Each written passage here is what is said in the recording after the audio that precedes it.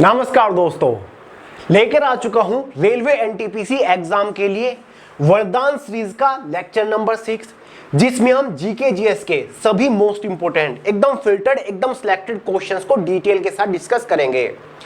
देखिए दोस्तों, आपको अपने एग्जाम में काफी सारे जनरल अवेयरनेस के क्वेश्चंस डायरेक्टली इसी सीरीज से देखने को मिल जाएंगे, इसलिए एक भी लेक्चर बिल्कुल भी मिस मत करिएगा।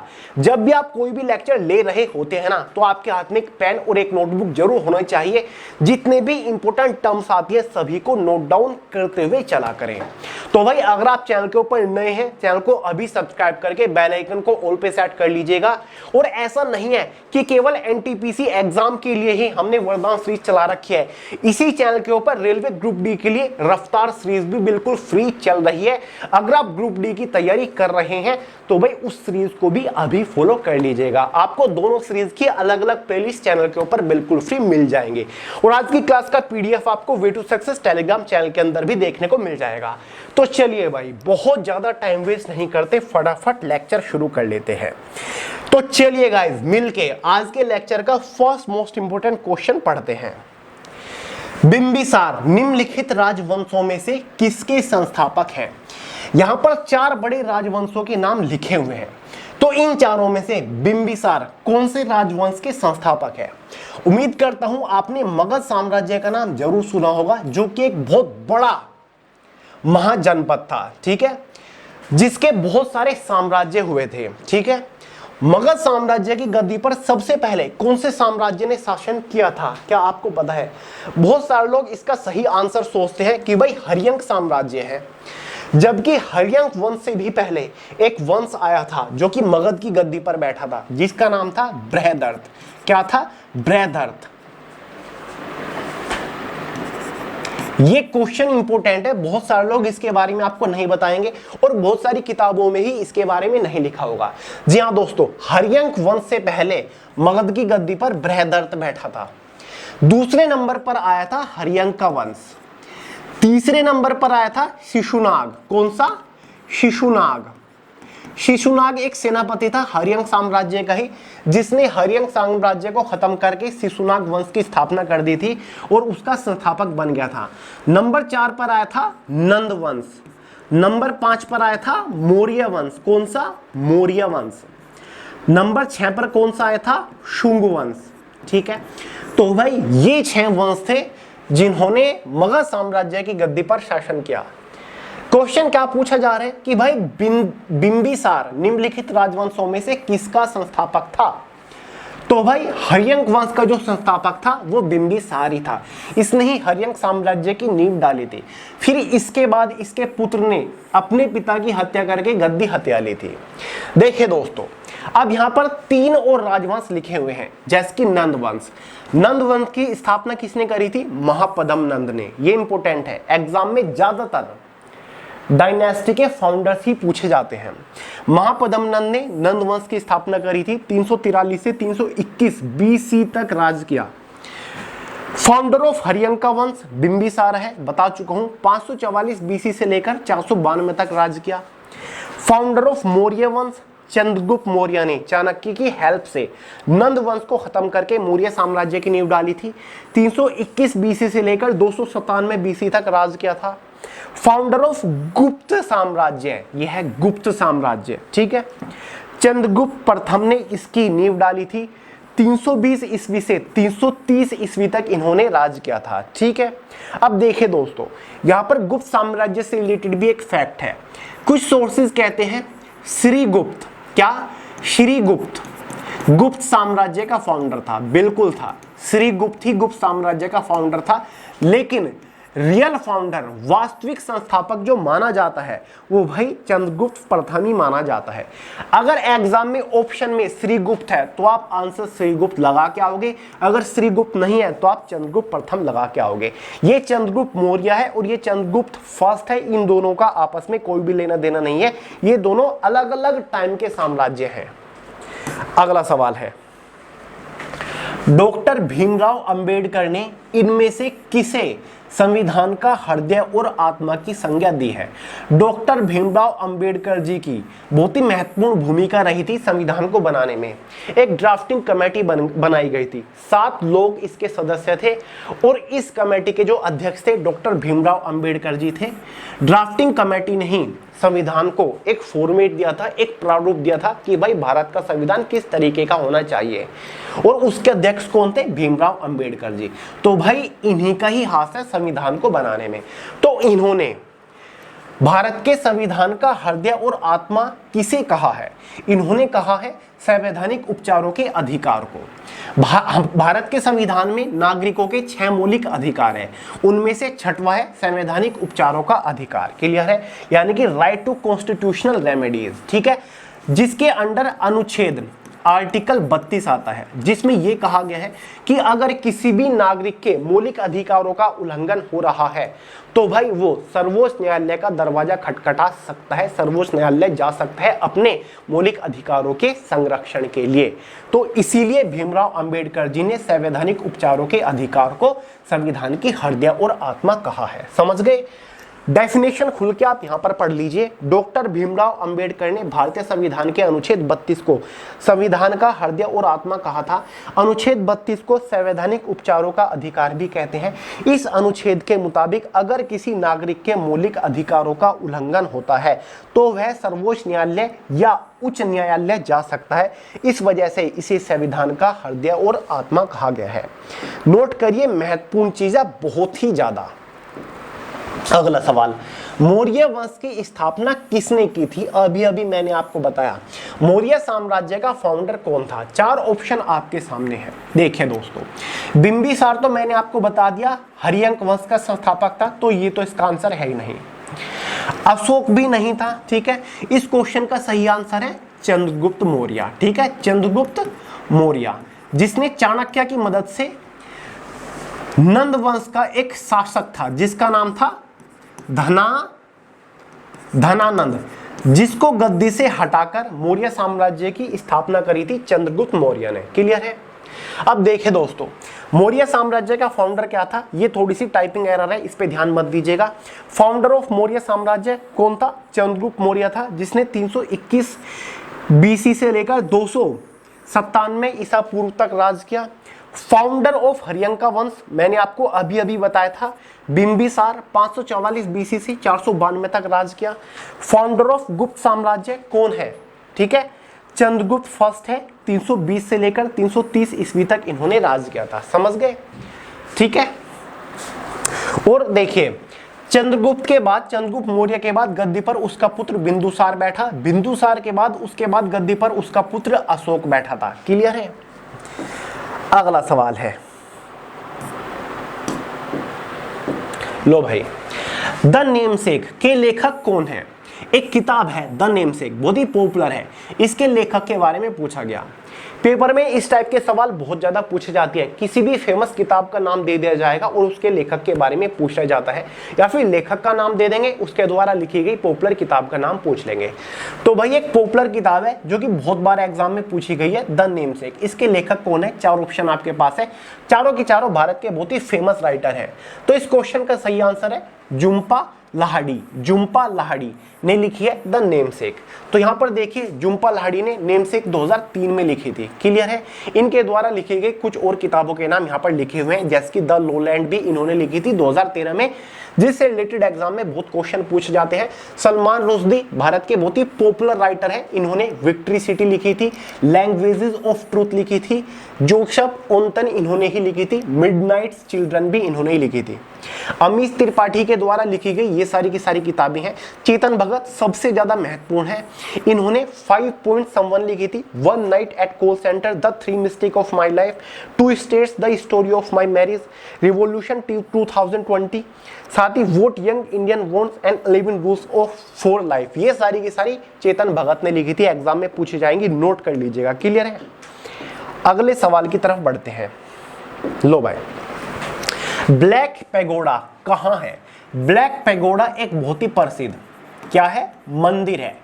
और इसे ब्लैक पैगोडा इसलिए कहा गया है क्योंकि ये ब्लैक ग्रेनाइट ब्लैक ग्रेनाइट पत्थर से बना हुआ है, ठीक है, ब्लैक ग्रेनाइट पत्थर से बना हुआ है, इसलिए इसको ब्लैक पगोड़ा कहा जाता है, वरना इसका असली नाम जो है वो तो सूर्य मंदिर है। क्लियर है, क्या है, सूर्य मंदिर के नाम से जाना जाता है। तो भाई क्वेश्चन में पूछा जा रहा है ब्लैक पैगोडा मंदिर जो कि सूर्य मंदिर है, ये भारत के किस हिस्से में, किस राज्य में स्थित है? तो भाई ये है उड़ीसा के कोणार्क में। उड़ीसा में एक जगह पड़ती है कोणार्क, जहां पर ये ब्लैक पैगोडा मंदिर स्थित है। देखिए, ब्लैक पैगोडा उड़ीसा के कोणार्क शहर में स्थित सूर्य मंदिर को कहा जाता है। कोणार्क सूर्य मंदिर कहां पर है? उड़ीसा के कोणार्क शहर में है। कब बना था? 13वीं शताब्दी में बना था। किसने बनवाया था? पूर्वी गंगा राजवंश के राजा नरसिंह देव प्रथम ने बनवाया था। किसने बनवाया था? नरसिंह देव प्रथम ने इसको बनवाया था।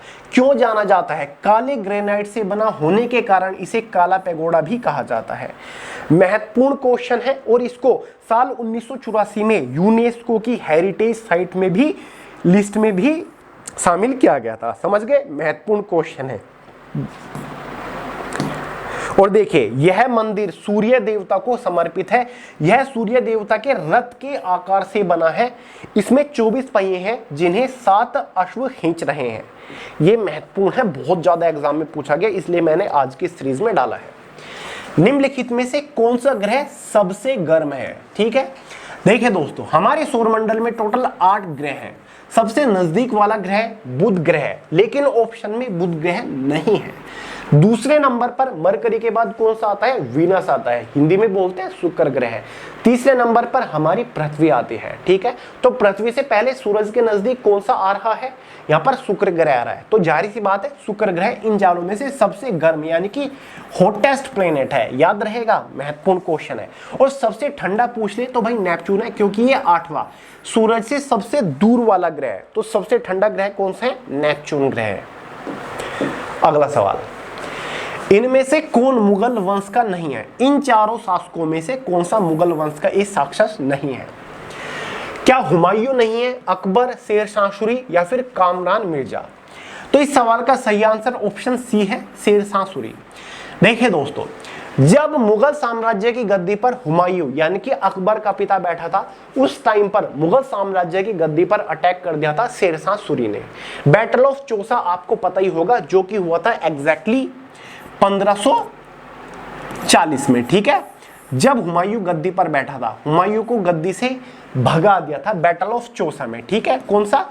बैटल ऑफ चौसा, जो कि बिहार के अंदर एक जगह पड़ती है, जिसमें हुमायूं को हराया था। सॉरी, देखिए, बैटल ऑफ चौसा एग्जैक्टली अगर बुक में आप देखोगे कहीं पर भी कोई भी आपको बताएगा, ये कहेगा कि भाई शेरशाह सूरी ने बैटल ऑफ चौसा 1540 में हुमायूं को हरा दिया था।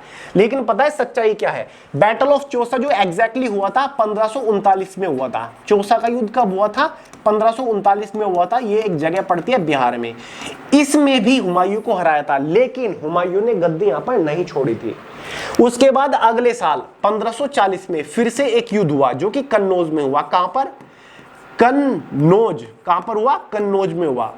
इसमें भी बुरी तरीके से हुमायूं को शेरशाह सूरी ने हराया और हुमायूं को जान बचा के भागना पड़ा। ठीक है, हुमायूं भाग गया और फाइनली 1540 में गद्दी पर स्थापना कर दी, मुगल को हटाया और शेरशाह सूरी ने सूरी साम्राज्य की स्थापना कर दी।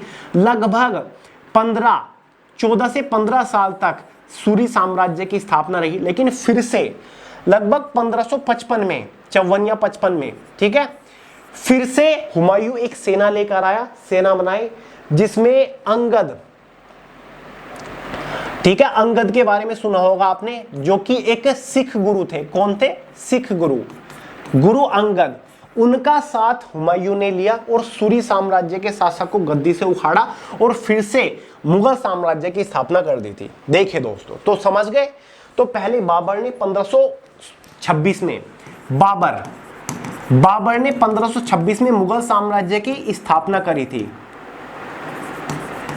किसे खत्म करके? इब्राहिम लोदी को, लोदी वंश को खत्म करके। किसे? लोदी वंश को खत्म करके 1526 में बैटल ऑफ पानीपत हुआ था। ठीक है, फर्स्ट बैटल ऑफ पानीपत। समझ गए।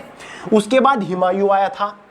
देखिए, बाबर ने 1526 से 1530 तक राज किया। हुमायूं ने 1530 तक 1556 तक राज किया। शेरशाह सूरी साम्राज्य की स्थापना 1540 में हो गई थी और 1545 तक शेरशाह सूरी ने राज किया। अकबर ने 1556 से 1605 तक, जहांगीर 1605-1627 तक, शाहजहां 1628 से 1658 तक, औरंगजेब ने 1658 से 1707 तक, मोहम्मद आजम शाह ने 1707 से 1707 तक ही, बहादुर शाह फर्स्ट ने 1707 से 1712 तक गद्दी पर राज किया। हो गया ये पूरा डाउट क्लियर? महत्वपूर्ण क्वेश्चन है, इसी क्वेश्चन में से 10-12 क्वेश्चन इजीली पूछे जा सकते हैं और ये मैंने कवर करा दिए सारे के सारे। भारत में सर्वप्रथम रेलगाड़ी मुंबई से थाने के बीच पहली यात्री ट्रेन कब चलाई गई? यहां पर मालगाड़ी की बात नहीं हो रही है, ठीक है, मालगाड़ी की बात नहीं हो रही है, यहां पर रेलगाड़ी की बात हो रही है, पैसेंजर ट्रेन की बात हो रही है।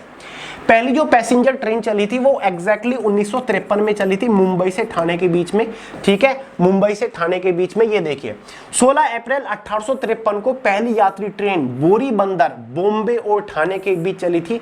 भारत में पहली रेलवे में 1853, ठीक है, सॉरी 1853 की बात हो रही है, 1900 नहीं, 1853 में मुंबई से ठाणे के लिए 34 किलोमीटर की कुल दूरी तय की।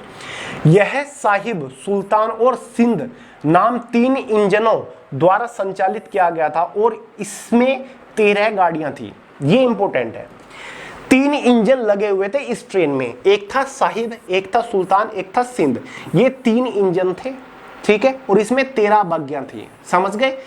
बॉम्बे से ठाणे के बीच में इस ट्रेन को 1853 में चलाया गया था। पेपर में कई बार एग्जाम में क्वेश्चन पूछा जाता है कि भाई जीजी कौन था, यानी कि गवर्नर जनरल कौन था उस टाइम पर? कौन था? लॉर्ड डलहौजी। डलहौजी, लॉर्ड डलहौजी उस टाइम पर भारत का गवर्नर जनरल था, जो कि 1848 से लेकर के 1856 तक भारत का गवर्नर जनरल बना रहा था, ठीक है। अगला सवाल है, फतेहपुर सीकरी की स्थापना का श्रेय किसे जाता है? देखिए दोस्तों, आगरा से 37 किलोमीटर दूर एक फतेहपुर सीकरी शहर की स्थापना की गई थी, ठीक है। क्वेश्चन में यही पूछा जा रहा है कि भाई इस शहर की स्थापना किसने करी थी? आगरा के पास। फतेहपुर सीकरी की स्थापना का श्रेय मुगल बादशाह अकबर को जाता है। उन्होंने इसे 1571 में बनवाया था। यह शहर आगरा से 37 किलोमीटर दूर है। अब यहां पर बात हो रही है अकबर की। किसकी? अकबर, क्योंकि इसने ही इसको बनवाया था। अकबर का जो शासनकाल था वो 1556 से लेकर 1505 तक था, 1556 से लेकर 1505। तो भाई 1571 में आगरा से 37 किलोमीटर दूर मुगल बादशाह अकबर ने फतेहपुर सीकरी शहर का निर्माण करवाया था। यह शहर लाल बलुआ पत्थर से बना है। इसे 1986 में यूनेस्को को विश्व धरोहर स्थल घोषित कर दिया गया था। तो याद रखिएगा, अकबर ने इसकी स्थापना करवाई थी फतेहपुर सीकरी की। किस सूक्ष्म जीव से एड्स होता है? ठीक है, एड्स, ठीक है, या फिर HIV। सबसे पहले तो फुल फॉर्म देखिए। एड्स की जो फुल फॉर्म होती है ह्यूमन इम्यूनो डिफिशियंसी वायरस, ठीक है। और साथ ही ये एड्स की फुल फॉर्म होती है, एक होता है HIV, इसको बोलते हैं ह्यूमन इम्यूनो डिफिशियंसी वायरस। एक होता है एड्स, AIDS, जिसका मतलब होता है एक्वायर्ड इम्यूनो डिफिशियंसी सिंड्रोम। दोनों की फुल फॉर्म है, एक की फुल फॉर्म ये है HIV की और एड्स की फुल फॉर्म यह, दोनों नोट करिए। अब सवाल में पूछा जा रहा है कि जो एड्स है वो किस सूक्ष्म जीव यानी कि माइक्रो ऑर्गेनिज्म द्वारा होता है, ठीक है। क्या ये प्रोटोजुआ द्वारा होता है, या फिर ये एक बैक्टीरियल इन्फेक्शन है, या फिर एक वायरस इन्फेक्शन है, या फिर एक एल्गी इन्फेक्शन है? तो भाई एड्स एक खतरनाक गंभीर बीमारी है जो कि वायरस के द्वारा फैलता है, यानी कि विषाणु के द्वारा फैलता है। कोई दही थोड़ा ही ना जमानी है जो यहाँ पर जीवाणु के थ्रू, बैक्टीरिया के थ्रू होगा। तो भाई विषाणु, वायरस के थ्रू होता है एड्स, याद रखिएगा। अगला सवाल है, किस जीवाणु से दही बनने में मदद मिलती है? लो इसी टाइप का एक सवाल आ गया। एक होता है विषाणु मतलब वायरस, एक होता है जीवाणु मतलब बैक्टीरिया। किस बैक्टीरिया से दही बनने में मदद मिलती है? सबसे पहले तो दूध से दही बनने का जो प्रोसेस होता है उसे क्या कहते हैं? दूध से दही बनने के प्रोसेस को क्या कहते हैं? फर्मेंटेशन। एक मिनट, फर्मेंटेशन सवाल बहुत ज्यादा बार पूछा गया है कि भाई दूध से दही बनने का जो प्रोसेस होता है ना, उसे क्या बोलते हैं? उसको बोलते हैं फर्मेंटेशन। ये इस प्रोसेस का नाम है, ठीक है। किस जीवाणु से दूध से दही बनने में मदद मिलती है? तो भाई इस जीवाणु का नाम होता है लैक्टोबैसिलस। ये बैक्टीरिया होते हैं, ठीक है। बहुत सारे बैक्टीरिया होते हैं जो कि दूध में होते हैं, दूध में हो जाते हैं, जिसके बाद दूध दही में परिवर्तन हो जाता है। दूध क्या बन जाता है? दही बन जाता है। बैक्टीरिया का नाम क्या है? लैक्टोबैसिलस। इन बैक्टीरिया के द्वारा दूध से दही बन जाती है, सही है। और इस प्रोसेस को बोलते हैं फर्मेंटेशन।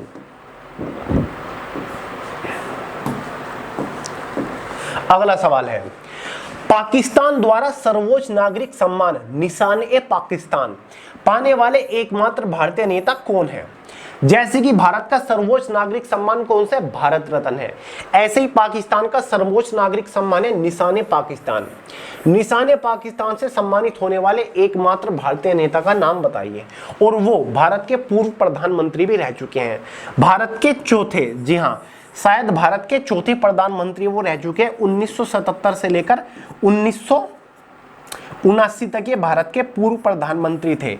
इनका नाम है मोरारजी देसाई। क्या नाम है? मोरारजी देसाई। मोरारजी देसाई इकलौते ऐसे नेता हैं जो कि पाकिस्तान के सर्वोच्च नागरिक सम्मान निशान-ए-पाकिस्तान से सम्मानित हो चुके हैं। पूर्व प्रधानमंत्री मोरारजी देसाई को आज ही के दिन यानी कि 14 अगस्त 1990 को पाकिस्तान के सर्वोच्च नागरिक सम्मान निशान-ए-पाकिस्तान से नवाजा गया था। वह पहले भारतीय थे जिन्हें पाकिस्तान ने यह पुरस्कार दिया था, समझ गए, जो कि भारत के चौथे नंबर के प्रधानमंत्री भी रह चुके हैं। अगला सवाल है, एक गैंडे के सींग और मानव बाल में मौजूद संरचनात्मक प्रोटीन का नाम क्या है? यानी कि देखिए, काजीरंगा एक नेशनल पार्क है असम राज्य के अंदर। वो क्यों प्रसिद्ध है? एक सींग वाले गैंडे के लिए वो प्रसिद्ध है। तो भाई वो जो सींग है और जो मानव का बाल होता है, यानी कि हमारे जो हेयर हैं, इनमें एक प्रोटीन होता है। उस प्रोटीन का नाम क्या है? रेशेदार उसको प्रोटीन बोला जाता है। कौन सा? रेशेदार प्रोटीन होता है ये, ठीक है, जो कि होता है केराटिन। ये एक रेशेदार प्रोटीन होता है जो कि हमारे बालों में पाया जाता है और जो एक सींग वाला गैंडा होता है उसके सींग में भी पाया जाता है। केराटिन एक रेशेदार प्रोटीन है जो कोशिका कशेरुकियों में पाया जाता है, ठीक है। यह बाल, नाखून, सींग, पंख, पंजे, खुर और त्वचा की बाहरी परत बनाने वाली प्रमुख संरचनात्मक सामग्री है। केराटिन उपकला कोशिकाओं को नुकसान या तनाव से बचाता है, ठीक है, मतलब ये हमारी आउटर लेयर है।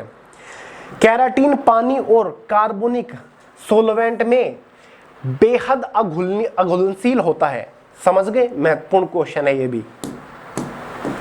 अगला सवाल है, कंचनजंगा राष्ट्रीय पार्क कहां पर स्थित है? कंचनजंगा एक नेशनल पार्क है। ये किस राज्य में स्थित है?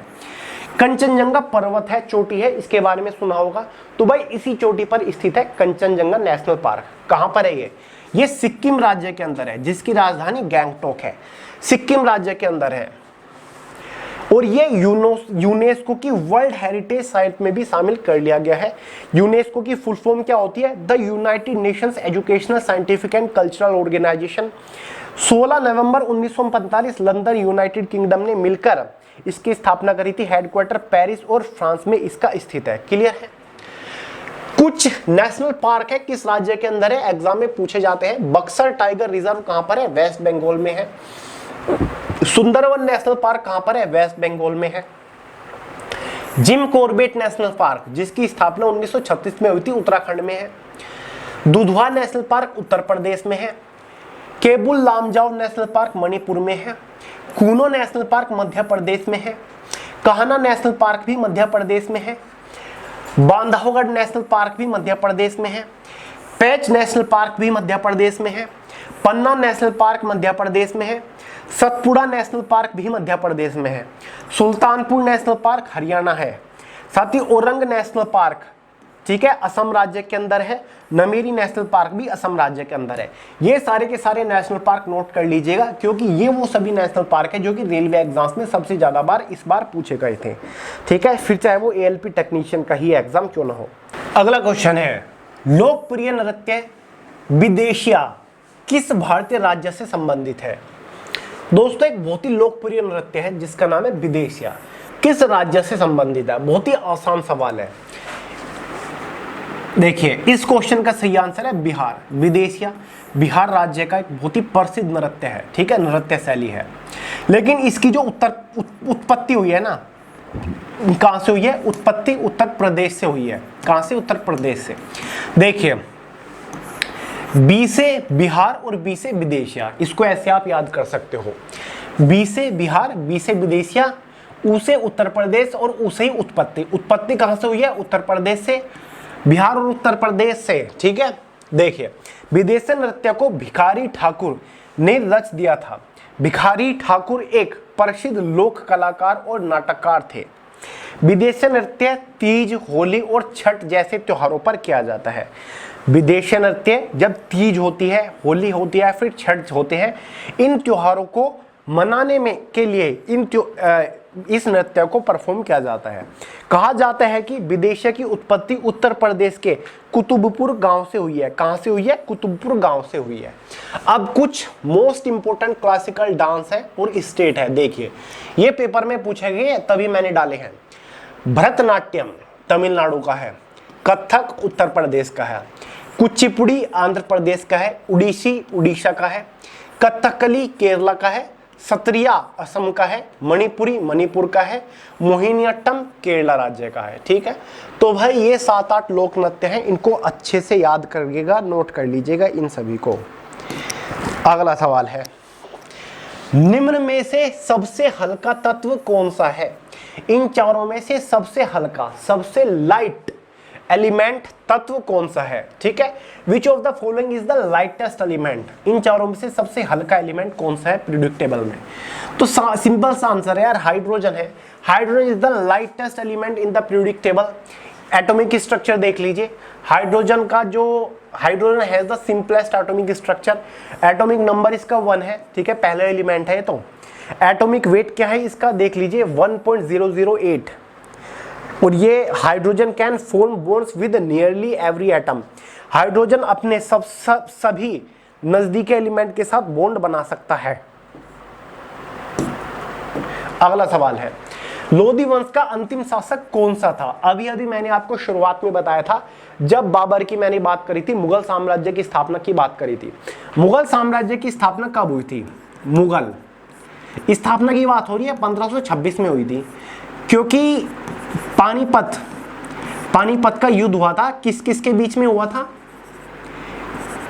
इब्राहिम लोदी और बाबर के बीच में हुआ था। किसके?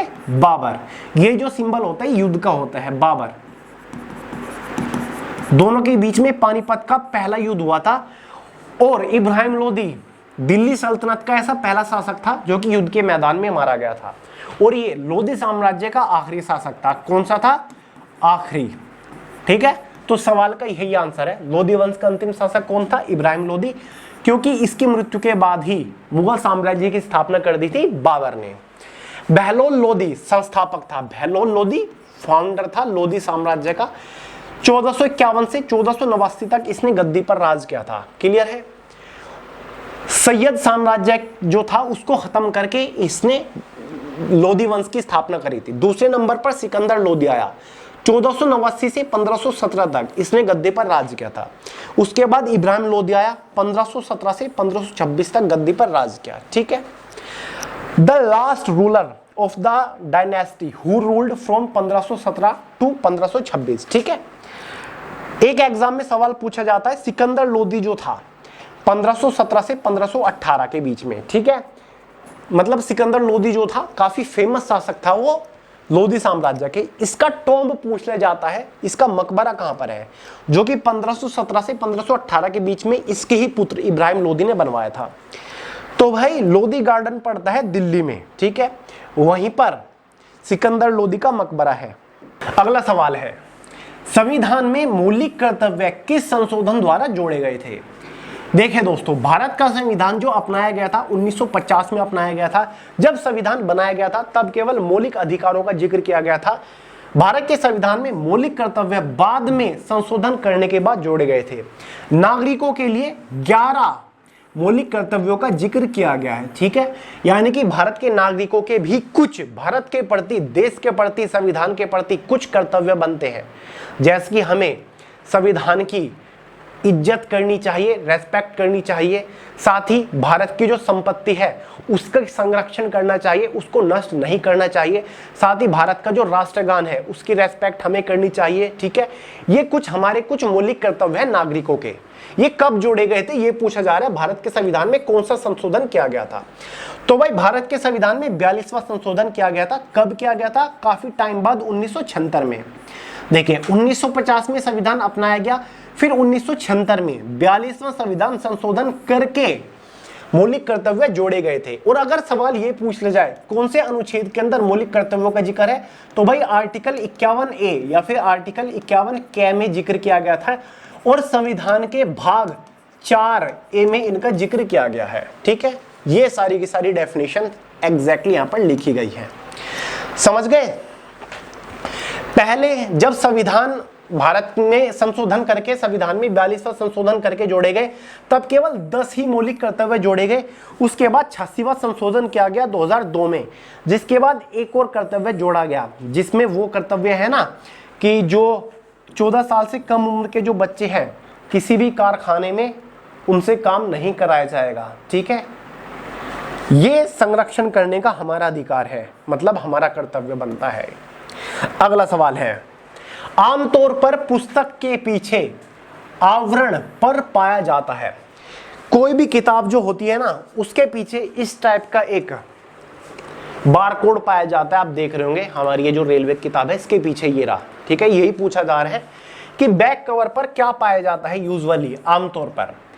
तो इसके ऊपर आप देख सकते हैं ये लिखा हुआ है ISBN। तो इस क्वेश्चन का सही आंसर क्या है? ISBN, ये है बी, ISBN।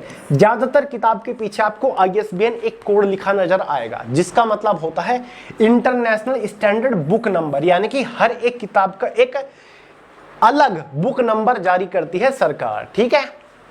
एक होता है UPC जो कि ज्यादातर प्रोडक्ट के पीछे होता है, किसी भी, केवल बुक के पीछे नहीं होता UPC, ये किसी भी प्रोडक्ट के पीछे हो सकता है, बुक के पीछे भी हो सकता है। ये होता है यूनिवर्सल प्रोडक्ट कोड, यानी कि हर एक प्रोडक्ट का एक अलग कोड होता है। अब ISDN की फुल फॉर्म होती है integrated services digital network. IRBM की फुल फॉर्म होती है intermediate range ballistic missile. ICBM की फुल फॉर्म होती है इंटर कॉन्टिनेंटल बैलिस्टिक मिसाइल। अगला सवाल है, यदि राष्ट्रपति त्यागपत्र देना चाहे तो वह अपना त्यागपत्र किसे संबोधित करेगा? भारत का राष्ट्रपति अगर अपना पद छोड़ना चाहे तो वो अपना त्यागपत्र किसे देगा? तो भाई इस सवाल का सीधा सीधा आंसर है उपराष्ट्रपति को, वाइस प्रेसिडेंट को देगा। और वाइस प्रेसिडेंट किसको देता है? राष्ट्रपति को देता है। देखिए दोस्तों, अगर हम बात करें राष्ट्रपति की, प्रेसिडेंट की, भारत के राष्ट्रपति का जो हमें वर्णन मिलता है वो एग्जैक्टली अनुच्छेद 53 से मिलना शुरू हो जाता है, भारत के राष्ट्रपति के बारे में जानकारी, और अनुच्छेद 63 तक, ठीक है, अनुच्छेद 63 या फिर 62 तक, ठीक है, हमें भारत के राष्ट्रपति के बारे में ही जानकारी मिलती है, ठीक है, जिसमें कुछ में शपथ के बारे में है, कुछ में पद छोड़ने के बारे में, कुछ में राष्ट्रपति के कर्तव्यों के ड्यूटीज के बारे में जानकारी है। भारत के संविधान के अनुच्छेद 56A के अनुसार राष्ट्रपति भारत के उपराष्ट्रपति को अपना इस्तीफा संबोधित करता है। उपराष्ट्रपति सभापति को ही सूचित करता है, यानी कि राज्यसभा का जो सभापति होता है ना उसको वो त्यागपत्र सौंप देता है उपराष्ट्रपति। क्लियर है? तो भाई जो अपना शपथ पत्र देने का जो अधिकार है एक तरीके से ये प्रावधान हमें अनुच्छेद 56(1) में मिलता है और मैंने अभी आपको बताया अनुच्छेद 53 से लेकर अनुच्छेद 62 तक राष्ट्रपति के बारे में ही हमें प्रावधान मिलता है अनुच्छेदों में। तो ये महत्वपूर्ण सवाल है और बेसिक है, बहुत ही बेसिक सा सवाल है। तो भाई ये था आज की क्लास का एकदम लास्ट क्वेश्चन। आज की क्लास का जो आपको पीडीएफ मिलेगा वो way to success Telegram channel के अंदर मिल जाएगा, जिसका लिंक वीडियो के नीचे डिस्क्रिप्शन बॉक्स में हिंदी इंग्लिश में आपको सभी क्वेश्चन मिल जाएंगे। आप खुद उन क्वेश्चन के ऊपर प्रैक्टिस कर सकते हैं, नोट्स बना सकते हैं, सोल्व आप उनको कर सकते हैं। और इसी चैनल के ऊपर बिल्कुल फ्री जीके जीएस की रफ्तार सीरीज भी चली हुई है ग्रुप डी वालों के लिए, इसको भी फॉलो करना मत भूलिएगा। और जो हमारी रेलवे सामान्य अध्ययन की ये बुक है इसके ऊपर फिलहाल 50% का डिस्काउंट चला हुआ है, लिंक डिस्क्रिप्शन बॉक्स में परचेज कर लीजिएगा फ्लिपकार्ट अमेजोन से। तो चलिए गाइस, इस लेक्चर में इतना ही था। पसंद आया हो लाइक करिएगा, दोस्तों के साथ शेयर करिएगा, चैनल को सब्सक्राइब करना मत भूलिएगा। मिलते हैं अगली वीडियो में बहुत ही जल्द, तब तक के लिए जय हिंद।